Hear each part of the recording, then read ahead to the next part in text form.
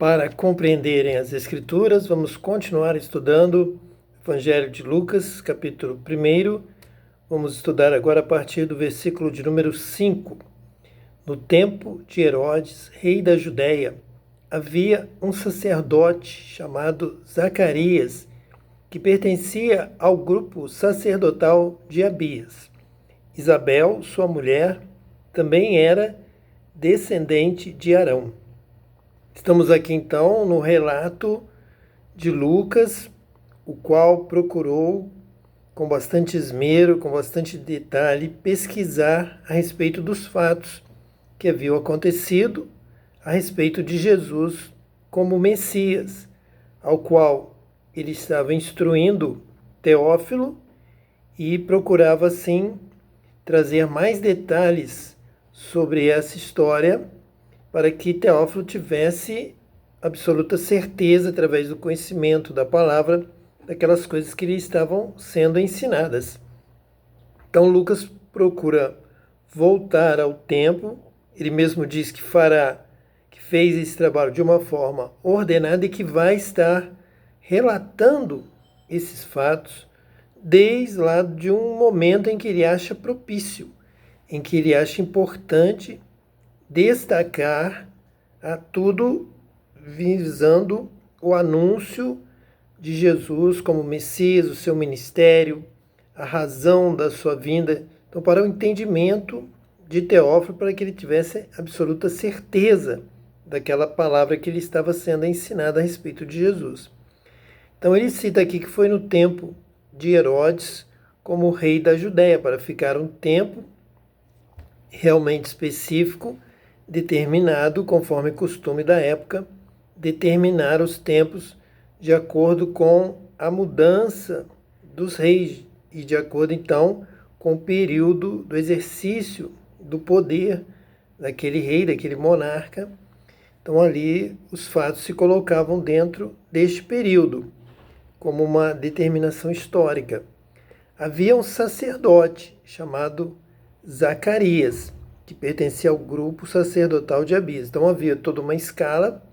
Nós já sabemos que Zacarias fazia parte desse grupo de sacerdotes que passavam tempo lá no templo, em Jerusalém, e ali ele cumpria o seu turno, cumpria o seu horário, os seus dias, e quando terminasse, ele voltaria para casa e outro sacerdote iria sucedendo, para que nunca houvesse o fogo apagado no altar do Senhor.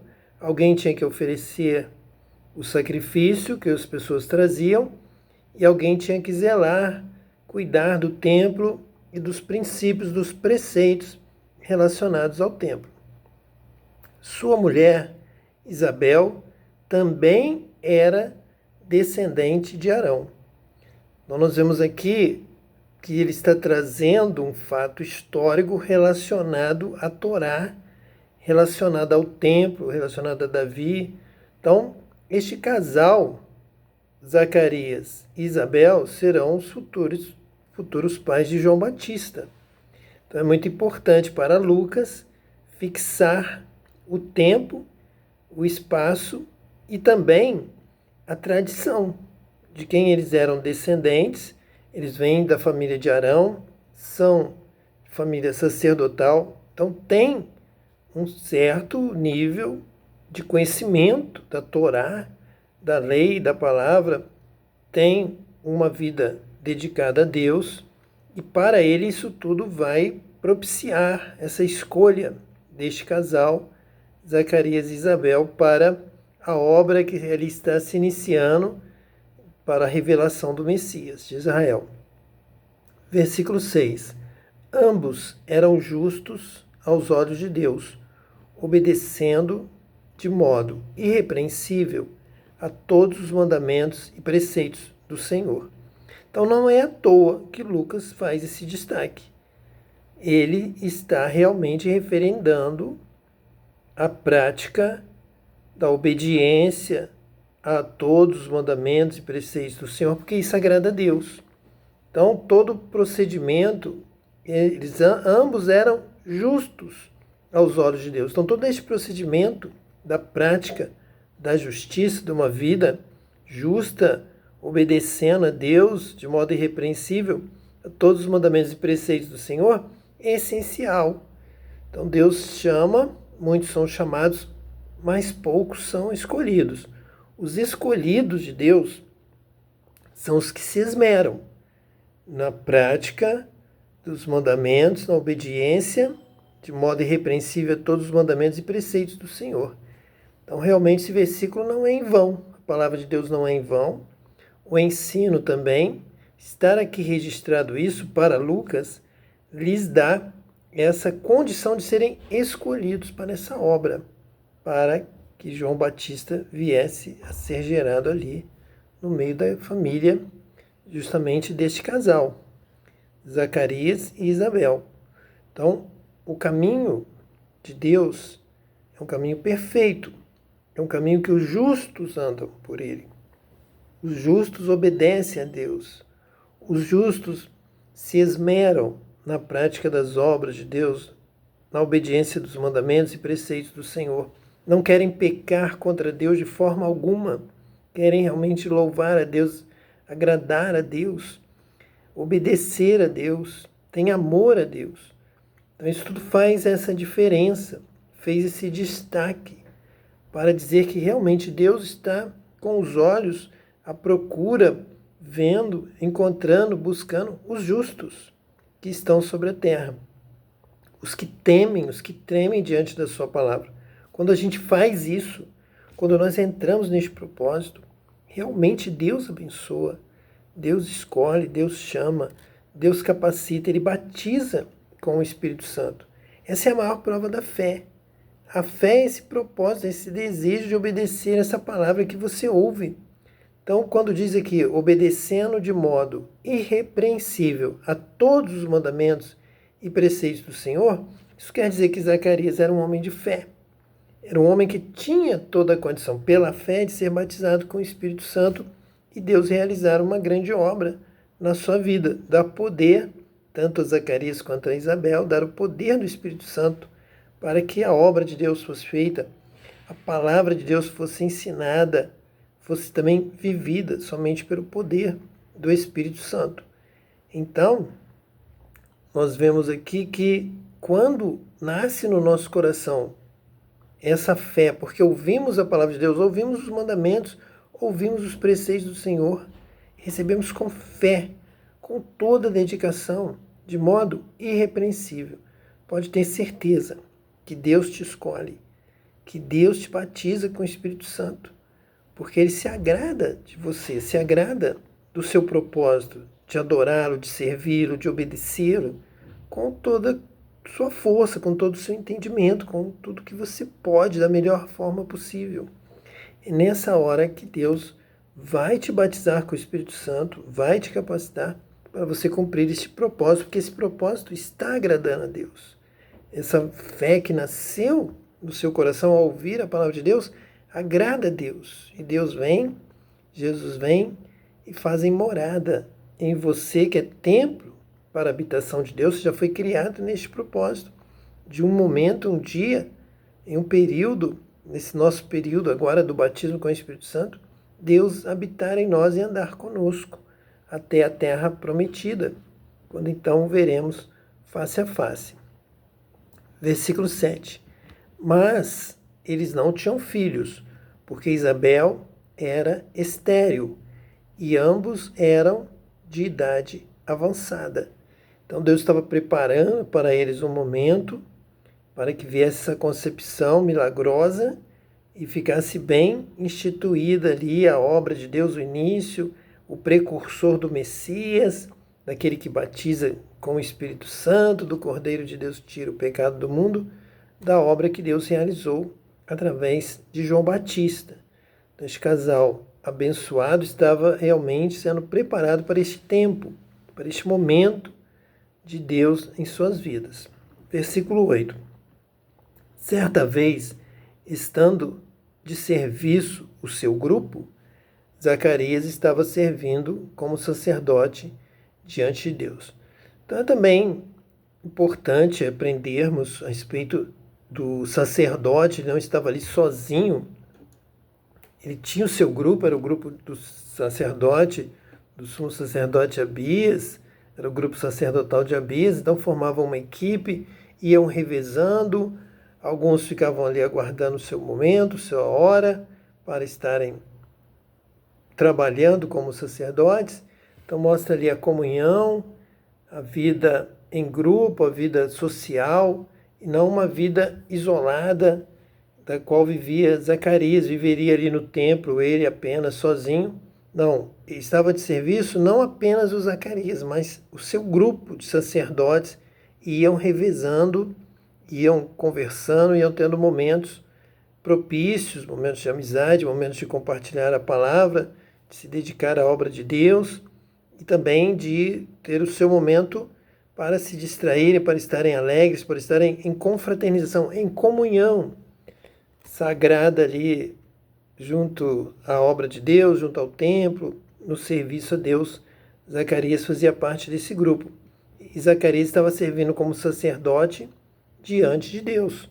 Cumpria ali todo o seu tempo, quando terminasse ele voltaria para casa, e outro grupo, com outro sumo sacerdote, com outro sacerdote, líder da época, estaria ali, Zacarias em casa, cuidando da sua plantação, do seu rebanho, do seu trabalho pessoal, da sua agricultura familiar, do seu trabalho lá na sua cidade junto com a sua esposa e os demais familiares. Ele foi escolhido por sorteio, de acordo com o costume do sacerdócio, para entrar no santuário do Senhor e oferecer incenso. Então, o povo ali da época não tinha nada contra sorteio, utilizavam esse modelo de escolha, lançavam sortes, era comum, faziam isso. Os próprios apóstolos, mesmo depois da morte de Jesus, da crucificação, que os soldados lançaram sortes, os apóstolos também lançaram sortes para escolher o novo apóstolo que iria suceder, iria substituir a Judas. Então aqui também o costume do sacerdócio era o sorteio para as atividades, para quem iria entrar no santuário do Senhor e oferecer incenso. Nós já sabemos que o templo era um lugar restrito a um sacerdote entrar até um certo ponto, e apenas o sumo sacerdote entrava no Santo dos Santos uma vez por ano, com sangue. E os sacerdotes entravam na primeira parte do templo e ali no santuário ali ofereciam o incenso também. E havia o pátio onde ficavam as pessoas que estavam oferecendo o seu sacrifício, que não fazia parte da tribo de Arão, não fazia parte da tribo de Levi, não eram descendentes de Arão. Então ficavam no pátio e havia os átrios do templo, uma série de varandas, varandões, juntos aos muros do templo, onde as pessoas ali se protegiam do sol, colocavam as crianças, as mulheres, ficavam por um tempo ali, depois andavam pelo pátio, também em comunhão e em oferta, em adoração, enquanto lá dentro estava o sacerdote, representando o povo diante de Deus, para entrar no santuário do Senhor e oferecer incenso. Zacarias estava servindo como sacerdote diante de Deus. Então apenas o sacerdote entrava realmente no templo. Não é como hoje que nós construímos um lugar como uma sinagoga, como uma assembleia, onde as pessoas entram, se assentam e participam de um culto. Lá na época de Jesus, de João Batista, era um templo reservado aos sacerdotes, era o lugar santo e o santo dos santos. O povo ficava num grande pátio cercado por muros e varandas nesses muros e com os portões de entrada nos muros. Quando você entrava pelo portão, você já se considerava na área do templo, mas era uma área aberta onde ficava uma grande multidão, trazendo as suas ofertas, e o sacerdote sacrificando, e Zacarias ali foi escolhido por sorteio. Ele foi escolhido por sorteio, algo muito comum entre o povo de Israel e também entre os cristãos primitivos. Versículo 10. Chegando a hora de oferecer incenso, o povo todo estava orando do lado de fora. Então, exatamente, o pátio, o povo todo lá fora é avisado, todos estão sabendo que o sacerdote escolhido por sorteio, Zacarias, está entrando no templo para oferecer o incenso. Quando ele oferece o incenso, ele está transmitindo a mensagem, a oração que o povo está fazendo naquele momento ali fora, os pedidos, as confissões de pecado, e ele então oferece o incenso, simbolizando que essas orações, pela fumaça do incenso, estão subindo a Deus. E Deus está recebendo, Deus está ouvindo. E ele, como sacerdote, também ali intercede pelo povo. O povo ora lá fora. Somente o sacerdote ora ali dentro, oferecendo o incenso ali no templo. Então o anjo do Senhor apareceu a Zacarias à direita do altar do incenso. Então lá dentro tem as diversas divisões do templo. Uma delas é um altar do incenso, onde Zacarias iria queimar ali os produtos nobres, conforme instrução da Torá, para que fosse feito então o incenso, a fumaça, aqueles produtos que iriam produzir aquela fumaça, que simbolizaria as orações subindo ao céu, subindo até o trono de Deus. Isso nós também vamos encontrar lá no Apocalipse, essa mesma figura de que o incenso representa a oração dos santos. Mas aqui, nesse modelo, somente o sacerdote pode entrar na presença de Deus, no lugar santo, lugar sagrado, separado. Somente o sacerdote podia entrar no santuário do Senhor e oferecer esse incenso. Chegando a hora de oferecer incenso, o povo todo estava orando do lado de fora. É a hora da oração, que será levada a Deus através da oferta do incenso pelo sacerdote. Então o anjo do Senhor apareceu a Zacarias à direita do altar do incenso. Lucas vai colocar aqui esse detalhe importantíssimo. Um anjo do Senhor apareceu a Zacarias à direita do altar do incenso. Isso dá um sentido de veracidade à descrição do fato, este detalhe acrescentado de que o anjo estava à direita do altar do incenso. E quem apareceu a Zacarias? Um anjo do Senhor. Os anjos são espíritos ministradores que são enviados por Deus para trabalhar em favor daqueles que hão de herdar a salvação. Então, realmente, o anjo vai aparecer para Zacarias da mesma forma que lá em Atos dos Apóstolos, também escrito por Lucas, que será o livro da sequência, se Deus assim nos permitir, lá diz que o varão da corte italiana Cornélios oferecia também um sacrifício a Deus, dando esmola aos pobres e orando. Então o anjo do Senhor foi mandado até Cornélio. Da mesma forma, Zacarias, ele obedece de modo irrepreensível a todos os mandamentos e preceitos do Senhor. É um sacerdote, então ele está orando, ele está ministrando, ele está fazendo como Cornélio. Isso agrada a Deus, sempre agrada a Deus. Sempre que você der esmola, sempre que você ajuda o necessitado, o que está caído, o que precisa de socorro, você nem pergunta por que ele está ali, se ele andou na hora errada, se ele tinha algum problema. Não, você simplesmente socorre o necessitado. Sempre que você faz isso, e você ora, você intercede, você glorifica a Deus, como na oração de Jabes: o Senhor me abençoar, eu vou louvar a Deus, eu vou adorar a Deus. Sempre Deus se agrada dessa vida de oração, de esmola, de fazer o bem, de ajudar o necessitado.